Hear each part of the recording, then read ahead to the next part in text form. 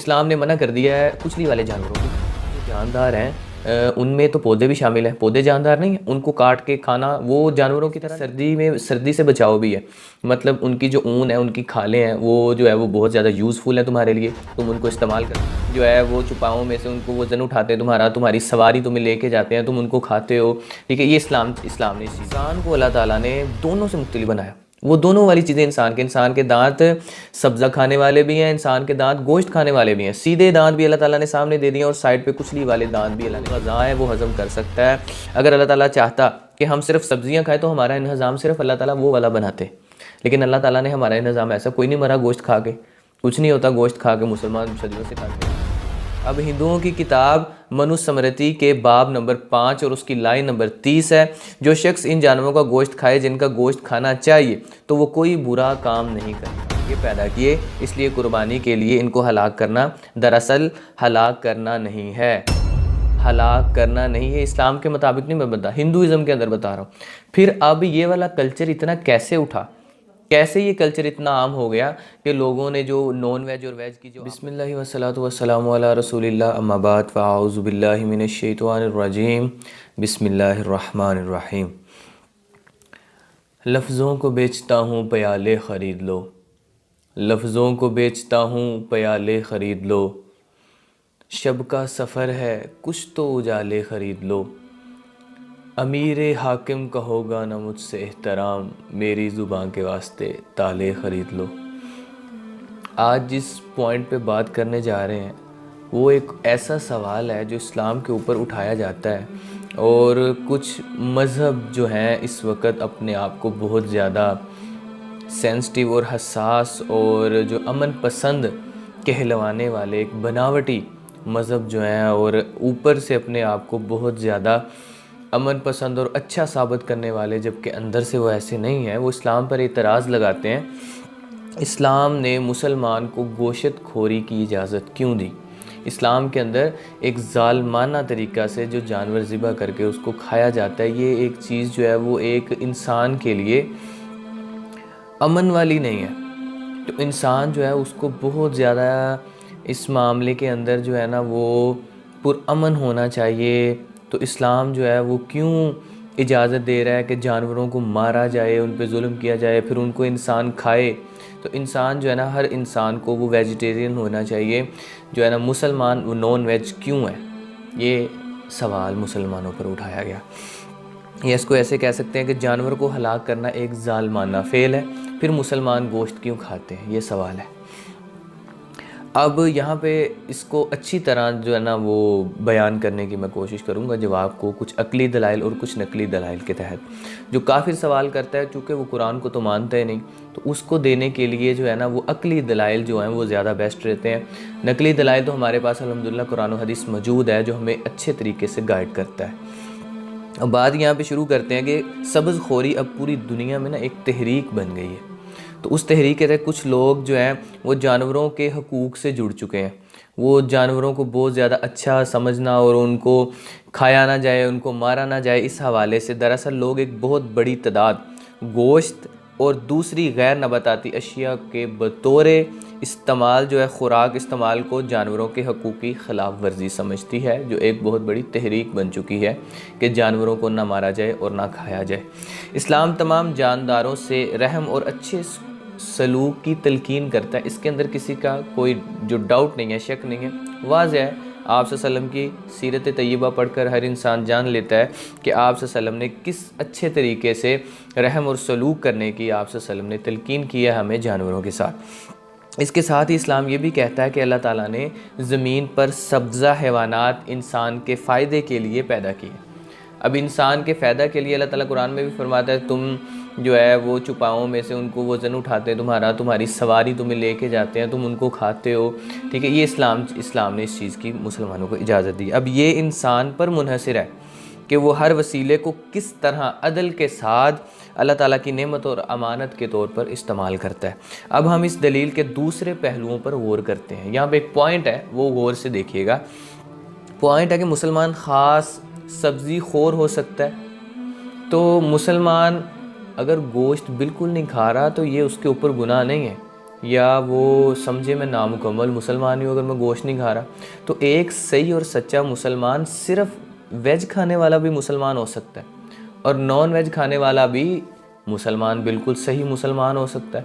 कोई वेज खा रहा है तो वो भी सही मुसलमान है, अगर कोई नॉन वेज। ये इस्लाम के अंदर इसकी मुमानत, ये चीज़ें बस इस्लाम ने जो जानवर जो थे हराम कर दिए उनको खाना हराम है।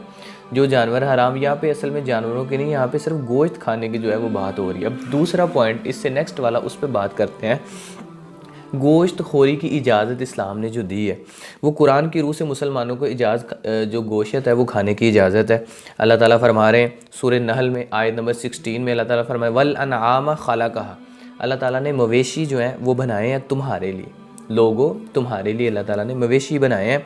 और फ़ीहा दिफ़उन लकुम फ़ीहा दिफ़उन, और तुम्हारे लिए इसमें सर्दी से बचाव भी है। मतलब उनकी जो ऊन है, उनकी खालें हैं, वो जो है वो बहुत ज़्यादा यूज़फुल है तुम्हारे लिए, तुम उनको इस्तेमाल करते हो।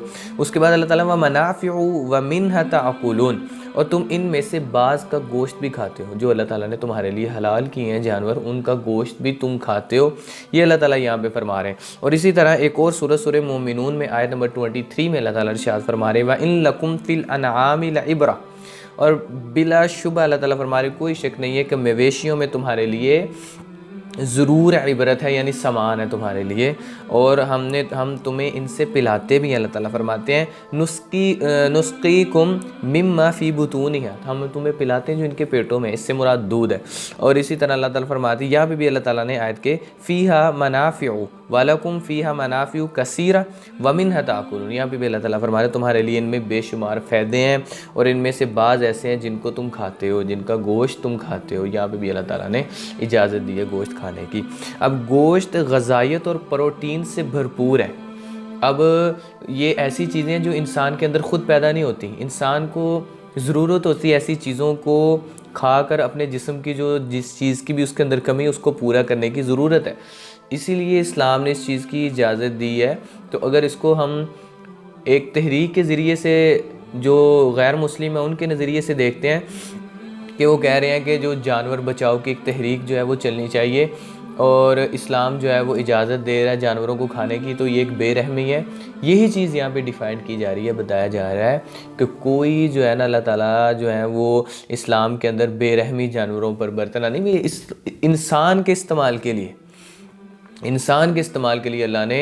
अब आगे जाके जो वेज हैं वो उस पर भी बात करते हैं जाके कि जो जानदार हैं उनमें तो पौधे भी शामिल हैं। पौधे जानदार नहीं हैं, उनको काट के खाना वो जानवरों की तरह नहीं है।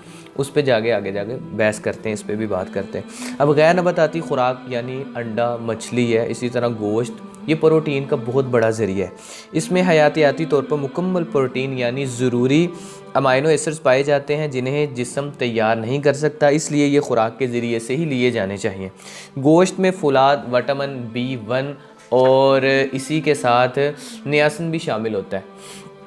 इंसानी दांत हमाखोर, ये एक बहुत अहम और ज़बरदस्त किस्म की दलील है कि इस्लाम ने मना कर दिया है कुचली वाले जानवरों को खाने से।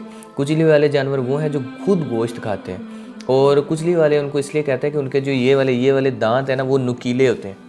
जैसे बिल्ली है, चीता है, शेर है और इसी तरह गिद्दड़ है, कुत्ता है, ये सारे जानवर नुकीले जो है ना कुचली वाले जो इनके दांत हुआ करते हैं। बल्कि इसके मुकाबले में अगर हम दूसरे जानवरों को देखते हैं जो इस्लाम ने हलाल किए हैं, जैसे बकरी है, उसके कुचली वाले दांत नहीं, बिल्कुल सीधे होते हैं। जो है घास वगैरह खाते हैं, पौधे खाते हैं, वो वाले जानवर के दांत कुचली वाले नहीं होते।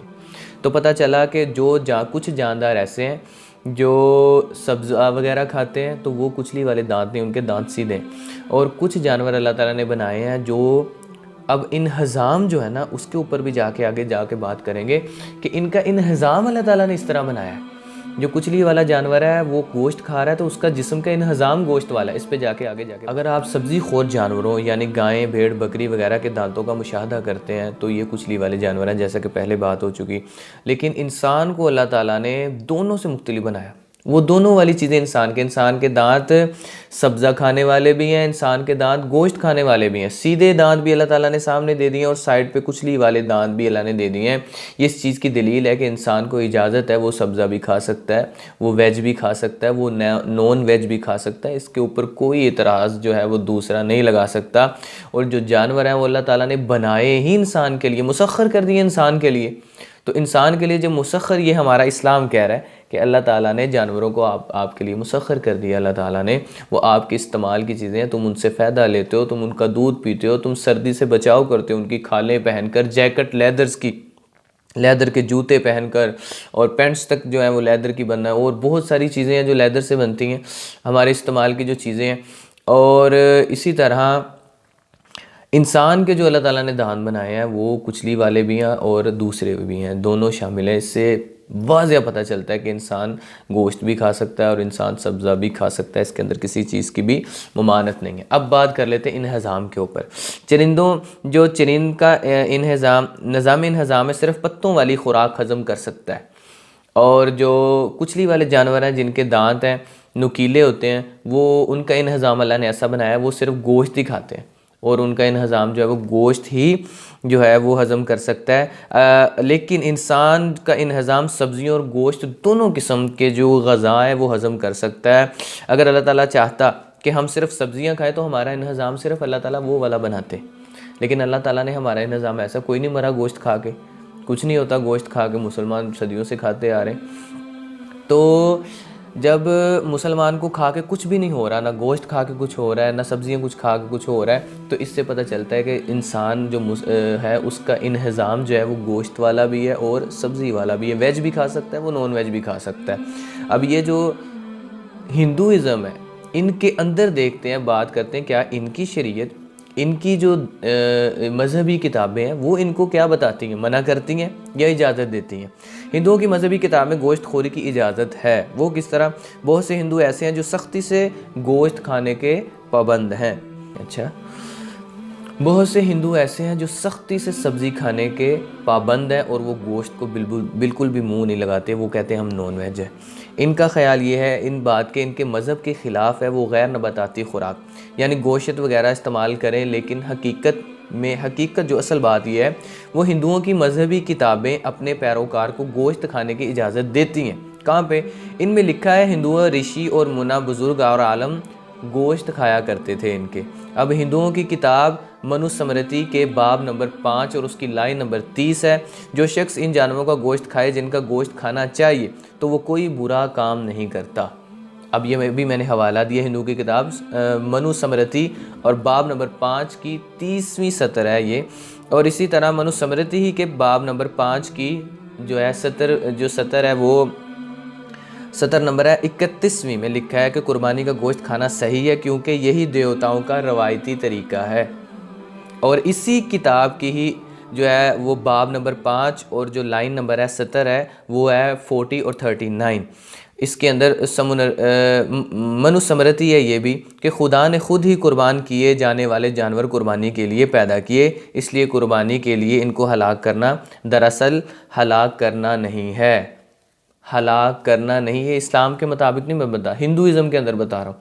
फिर अब ये वाला कल्चर इतना कैसे उठा, कैसे ये कल्चर इतना आम हो गया कि लोगों ने जो नॉन वेज और वेज की जो आपस में एक जंग थी वो शुरू हो गई कि इंसान को वेजिटेबल होना चाहिए, नॉन वेज नहीं होना चाहिए, इंसान को गोश्त नहीं खाना चाहिए। असल ये हिंदू जो थे वो इंस्पायर हुए दूसरों से।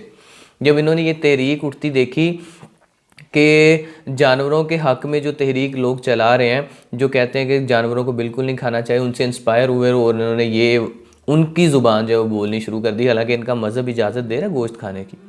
सबसे बड़ा पॉइंट यहाँ पे मैं बताने जा रहा हूँ कि हिंदुइज़्म जो है उनकी किताबों के अंदर इस चीज़ की इजाज़त है कि वो वेज खा सकते हैं, नॉन वेज खा सकते हैं। ये उनके मज़हब के अंदर इस चीज़ की इजाज़त है कि वो नॉन वेज खा सकते हैं। लेकिन फिर भी उस चीज़ को इतना बड़ा और गलत समझा जाता है कि नॉन वेज नहीं खाना चाहिए, वो तो मुसलमान खाते हैं, और जो गोश्त होता है उसके अंदर जरासीम है, वो बीमारियां लग सकती हैं आपको, और ये सारी जो चीज़ें हैं, और ये लोगों को उससे आहिस्ता आहिस्ता मुतनफ़िर किया जाए। अपने दीन के ख़िलाफ़ हैं ये लोग, अपने मज़हब के ख़िलाफ़ हैं।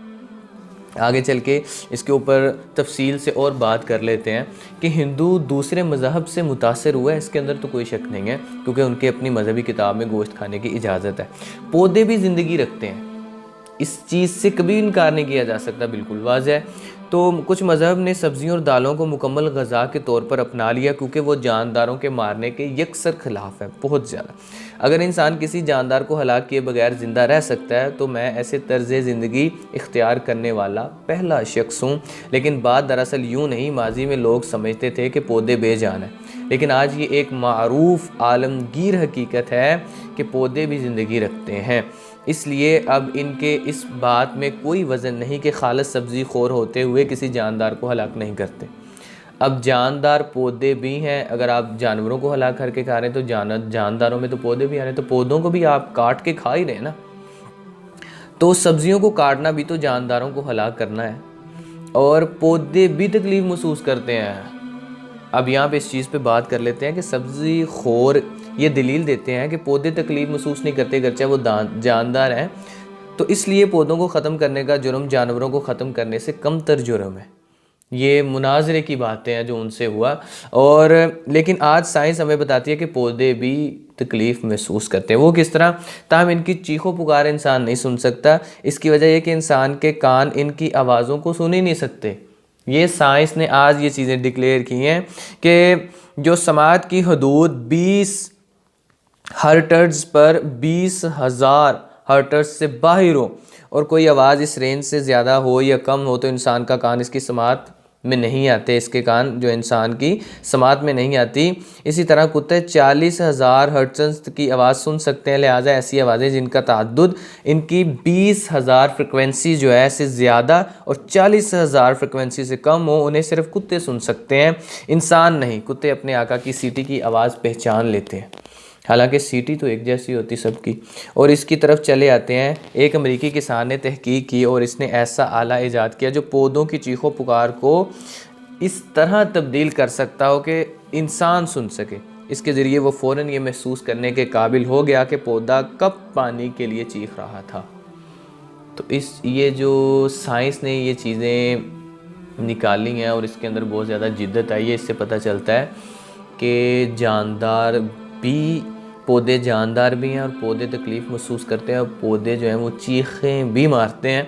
इस चीज़ के ऊपर जो जानदार जो है वो, तो फिर पता चला कि ये बहस ही एक, ये जो सवाल इस्लाम के ऊपर उठाया गया, यकीनन ये बेतुका सा सवाल था कि मुसलमान जो है वो जुल्म कर रहे हैं ये जानदार चीज़ों को खा के, तो कुछ दलाइल से साबित। एक आखिर में एक और पॉइंट जो है वो मैं बयान करूँगा यहाँ पे कि मवेशियों की तादाद ज़्यादा है। वो इसलिए कि अगर इंसान सब्ज़ खोर होता तो दुनिया में मवेशियों की तादाद हद से बढ़ जाती। इसको कंट्रोल में इंसान खा के कर रहे हैं, इस तादाद को कंट्रोल में, क्योंकि इनकी पैदावार और बढ़ोतरी बड़ी तेज़ी से होती है। इसलिए इस्लाम ने इजाज़त दी है। इस्लाम ने क्यों इजाज़त दी है? इस्लाम, ये जो अल्लाह ताला ने हर काम के अंदर हिकमतें रखी हैं, ये इंसान की समझ से बाहर है, और अल्लाह ताला ने अपनी हिकमत से अपनी मखलूक में मुतनासब जो तवाज़ुन है वो बरकरार रखा है। इसलिए इनमें कोई हैरानगी की बात नहीं कि उसने अल्लाह ताला ने मवेशियों को खाने की इजाज़त दी है। मैं इस बात को बुरा महसूस नहीं करता, इस शख्स को मुकम्मल तौर पर सब्ज़ी खोर है, लेकिन वो सब्ज़ी खोर नहीं, इसे भी ज़ालिम और बेरहम नहीं कहना चाहिए। बाकी अल्लाह ताला ज़्यादा बेहतर जानते हैं, वल्लाहु आलम बिस्सवाब। हम मिलेंगे आपसे नेक्स्ट वीडियो में एक नए मौजू के साथ। तब तक के लिए अपने इर्दो गिर्द नवा के साथियों का ख़ास ख्याल रखें। अस्सलामु अलैकुम वरहमतुल्लाह।